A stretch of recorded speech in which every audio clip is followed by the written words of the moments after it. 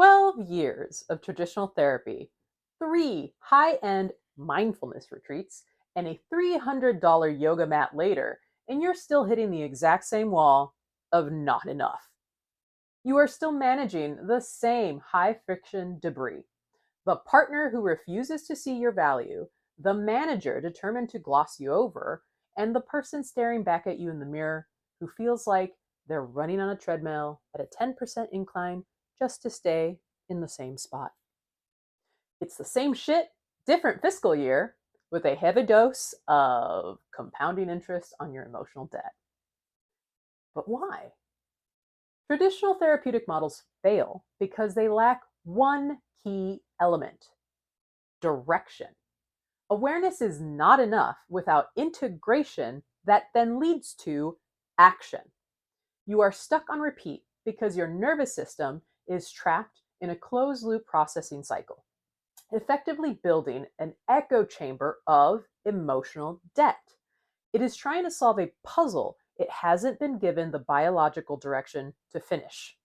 In fact, the brain is literally recreating persistent opportunities to draw in challenges to use as a concrete puzzle to resolve open emotional files. Today, we're moving beyond talking about it. By the end of this episode, you will understand the active progress spiral, the specific architecture your nervous system needs to turn your ugly clog into a trajectory of sovereignty.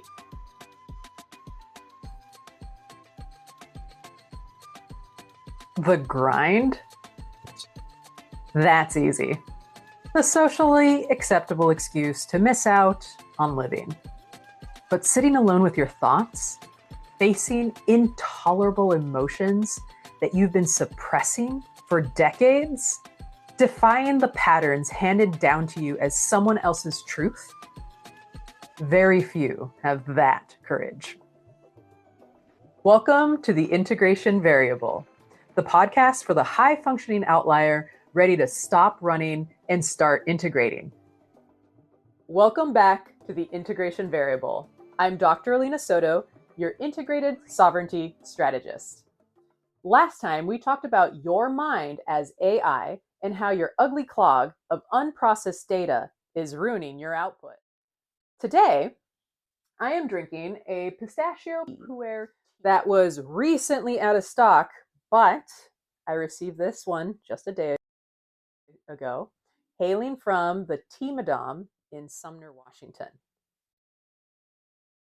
It's a deep, earthy, smooth, nutty brew, and it's exactly what you need to remember to wake up. I've got Mr. Wrinkle McStinkles here with me today, and he is quietly judging your habit of people-pleasing at the expense of your own nervous system. But he's doing it with love. Let's get down to the neuromechanics.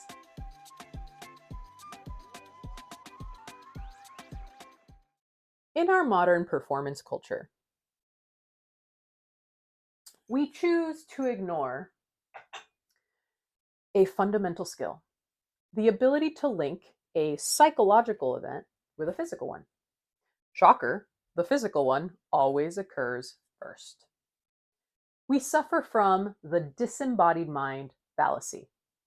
If you don't understand that your mind is an emergent property of your entire nervous system, you're flying blind, missing 95% of this internal processing.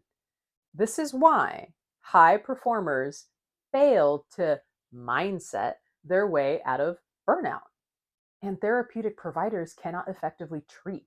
You are attempting to update the software while the hardware is literally on fire. Your brain is not a cloud-based server. It's a biological processor that requires oxygen, blood flow, and a regulated state to function. I developed focal neurocognitive and physio-emotional integration, FNPI, back in 2019 because the bridge between clinical therapeutics and actual high-performance sovereignty was broken. When you lack a y-axis, a clear, concise, conscious direction, your nervous system doesn't just stop, it collapses. It creates an echo chamber of evidence that says you are stuck, turning every new challenge into a reinforcement of your ugly clog. In computational neuroscience, we look at recurrent neural network systems, where the output of one layer circles back as the input for the next. This is exactly how your ugly clog operates. It's a high friction loop where the past is constantly being refed into the present. To turn a loop into a spiral, you must introduce a new parameter, a y-axis. This isn't just mindset work, it is neuroarchitectural intervention. You are changing the weight of your neural connections so that the feedback loop no longer results in a collapse, but in an upward trajectory of data integration.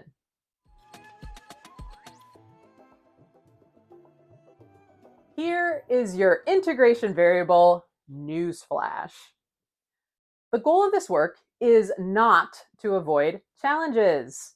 Your brain is a pattern matching engine that is literally recreating opportunities for you to face your challenges as a concrete puzzle.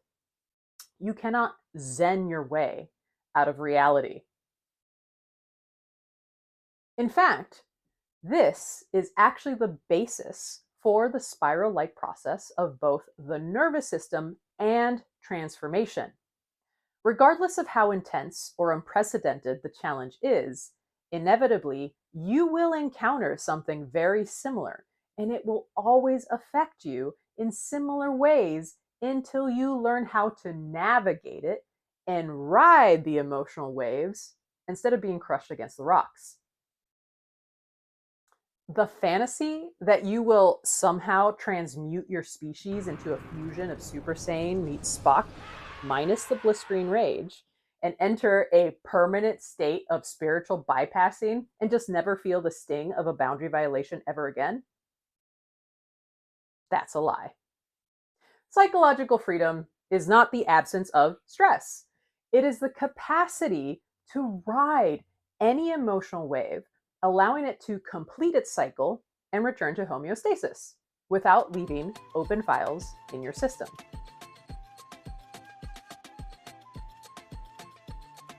Good news! Your nervous system has been able to do this since the evolution of nervous systems. But if you have no direction, no y-axis, you stay in a trauma loop. You just keep circling the same pain. But when you apply a conscious prompt, like we discussed in episode 1, you turn that circle into a spiral. Every time the challenge returns, you aren't meeting it at the same level.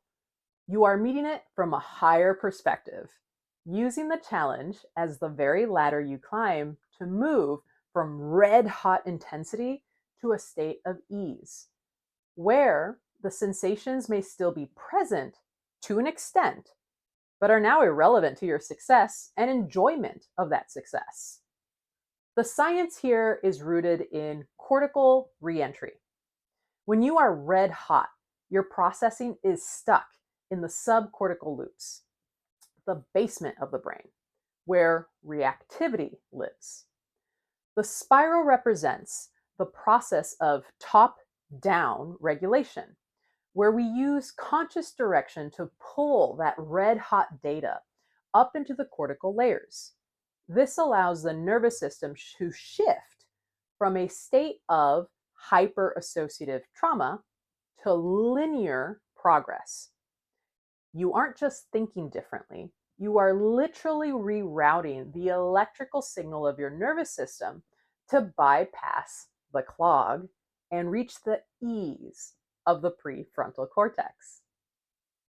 The active progress spiral is a map I designed to illustrate how the mind processes through an experience that is either new or elicits fear or pain.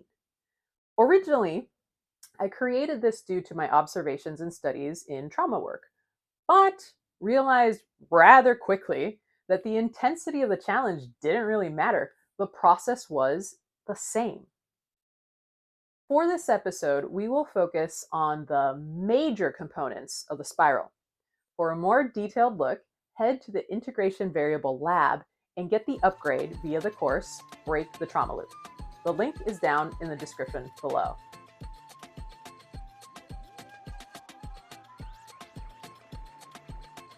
Our prefrontal cortex has some pretty amazing abilities. One of them being determining what we give our attention to. The thing is, your brain will do literally anything you ask it to. So, if you decide to identify with your challenges, such as believing that you can never do enough, you are flagging that as important. Guess what the PFC is going to direct attention resources to? Yeah, effectively erasing the y-axis of this map. But if you decide that change is possible and decide to identify as someone capable of change, now all those reallocated attention resources go beyond the initial challenge and create an incredible potential force that can take this spiral as far as the impossible. Let's bring back Chibi-AI. We kind of left them in a bit of a mushroom cloud at the end of episode 1 there, so let's just help them out. Chibi-U is dealing with a chronically difficult person. Let's call him the boundary vacuum.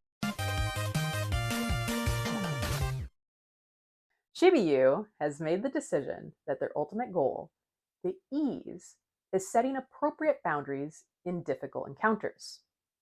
We will put them on the helical axis of this transformation, which represents how the nervous system processes what occurred physically in the purple, cognitively down below in the blue, kinesthetically in the green, through a new encounter to collect new data, which is the orange of the Y, and then finally to a full integration, lavender. Phase 1, survival and safety. The boundary vacuum yells and is scary. Chibi-U's body reacts with a red-hot intensity. In the loop, when disorganized, Chibi-U fawns or freezes.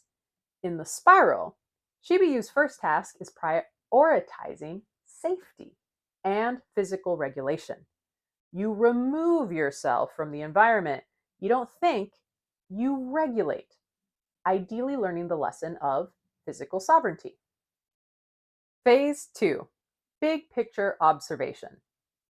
Now that Chibi-U is safe, cozy, and drinking some tea, and once the nervous system is lukewarm, the PFC receives more blood. Chibi-U can now effectively look at the data and reorganize it from a higher perspective. You realize, I'm not doing everything wrong. This person is just dysregulated. You recognize the missed opportunity to set a boundary and choose a new conscious prompt. I have the right to say no. This provides direction and momentum for the next turn. Phase 3, taking action. You practice in low stakes environments. You say no to a coffee invite. You say no to a small task. You say no to your cat turning your thigh into a bloody biscuit. You are building the muscle. You are building the neuromuscular capacity for sovereignty. You are turning the concrete puzzle into a solved problem. The goal here is gaining a new pattern to successfully apply in a high-stakes situation. The new encounter. Whether due to time, proximity, routine, or happenstance, Chibi-U will encounter a version of boundary vacuum again. You now use your newfound confidence to regulate after something difficult. Your realization that you can say no, and commitment to your new boundary practice to say no. Phase 4, perspective. After the encounter, you integrate. You assess what went right and what needs adjustment in your process. The next time boundary vacuum tries to suck your energy, the sensation isn't red hot, it's room temperature. You have the evidence of your own safety. You have integration. You have completed one full turn of the spiral. Something really important to note here. The goal isn't to change boundary vacuum into some goodly fairy. That person might stay an asshole for the rest of their natural life. That's irrelevant to your progress. The goal is that his dysfunction is no longer your disaster. You've used his statistic to build your own clarity. Also, it's important to keep in mind that the ease at the end of this journey could be as concrete as mastering nonviolent communication and de-escalating skills, or as simple and subjective as no longer feeling afraid to say no or stand up for yourself. In summary, neurobiologically, your brain is a predictive processing engine. It doesn't see the world, it generates a model of it and then checks for prediction errors. When you are stuck in a trauma loop, your nervous system is caught in a redundant feedback loop. It keeps making the same prediction of threat because it lacks the novel input required to update the model. The active progress spiral is the biological implementation of a prediction error update. By introducing a conscious prompt, you are forcing the brain to re-enter that data into the prefrontal cortex, literally tilting your trajectory from a closed loop repetition to a hierarchical evolution. If you're tired of circling the same drain and you're ready to start your first actual turn on the spiral, you need the blueprints. I have codified the full active progress spiral diagram and framework, including a step-by-step guided workbook inside my course, Break the Trauma Loop. We're going to close the open files that are stealing your bandwidth, relay out your neural network for actual sovereignty progress, and build your own personal map to success. Click the link to enter the lab. I'll see you next time with some more tea.